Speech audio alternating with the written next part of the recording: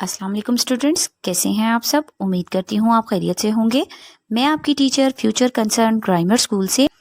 हमारा आज का टॉपिक है कलमे की इकसाम। तो बच्चों, कलमे की 3 इकसाम हैं, इसम, फेल, हर्फ। सबसे पहले हम इसम के बारे में जानेंगे कि इसम क्या है। इसम, जिसको इंग्लिश में नाउन कहा जाता है, किसी शख्स, जगह या चीज़, खा वो जानदार हो या बेजान हो, के नाम को इसम कहते हैं।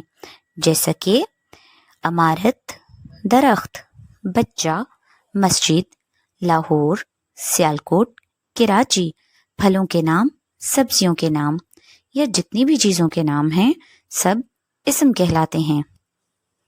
अब हम आते हैं कलमे की दूसरी किस्म की जानिब, जो कि फेल है, जिसे इंग्लिश में वर्ब कहते हैं। फेल किसी भी काम के करने या होने को जाहिर करता है, जैसा कि खेलना, कूदना, लिखना, पढ़ना, खाना, पीना, नहाना। जितने काम हम करते हैं सब फेल हैं। अब हम कलमे की तीसरी किस्म की तरफ आते हैं, जो कि हर्फ है और इसे इंग्लिश में preposition कहते हैं। हर्फ इसम और फेल को मिलाने के काम आता है, जैसा कि ने, को, से, तक, का, में वगैरह। बच्चों, ये तमाम अल्फाज हर्फ कहलाते हैं। इनका बजाते खुद अपना कोई मतलब नहीं होता, लेकिन जब तक इनका इस्तेमाल न किया जाए, जुमले का मतलब वाज़ेह नहीं होता। मसलन, वालिदैन बच्चों से प्यार करते हैं। हम अम्मी के साथ बाजार गए, आसमान में बिजली चमकी।